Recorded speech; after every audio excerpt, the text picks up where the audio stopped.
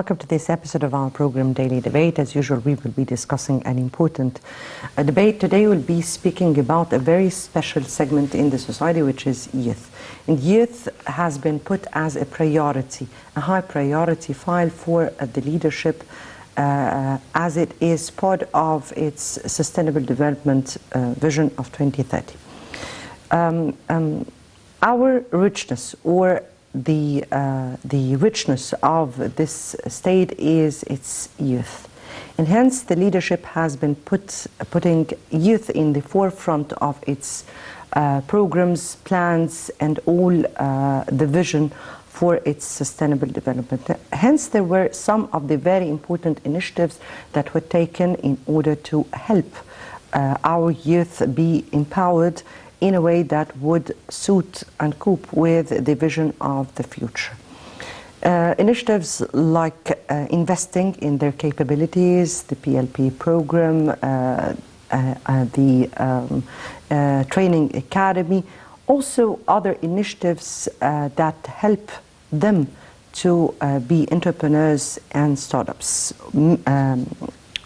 Two of those initiatives were implemented or were carried out lately with the partnership of many of the world partners.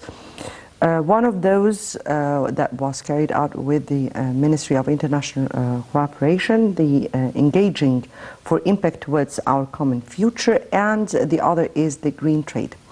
We'll be highlighting how the leadership is putting the youth into its prior importance, and as a priority file for it, we'll be speaking about that and the steps that were taken in this regard with Mr. Ahmed El-Haliwa, Industrial Policy Consultant.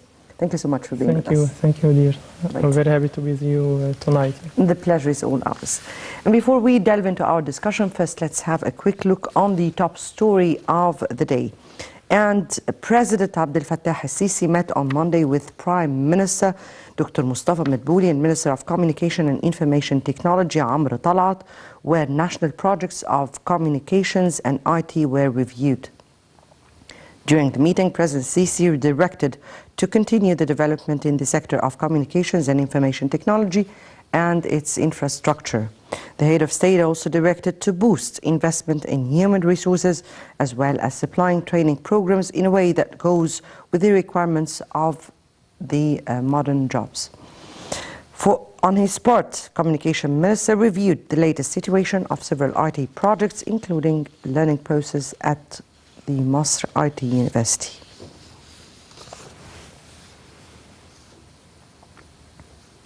And our next top story, and the Cabinet held a meeting on Monday with the visiting delegation of the second group of the Assistant Senate's Congress, reviewing the latest developments of the presidential initiative Decent Life, or Haya Karima. First Assistant of Prime Minister Randa El-Minshawi reviewed the initiative's infrastructure projects, which aim at improving living conditions of about 60 million citizens in Egypt's villages, and pointed out to achievements implemented in the field of sewage services and housing within the framework of Decent House Initiative. On his spot, Cabinet spokesman Nader Saad reiterated that the initiative's ongoing projects are being implemented by the cooperation of the private sector companies and a number of NGOs. Meanwhile, the delegation praised the activities of Decent Life Initiative during the past years and hailed its efforts in improving the living conditions of millions of citizens. Yes, and welcome back. And before we start with our discussion, first let's have this quick report. And Egypt is a perfect hub for innovation, attractive market for business scalability.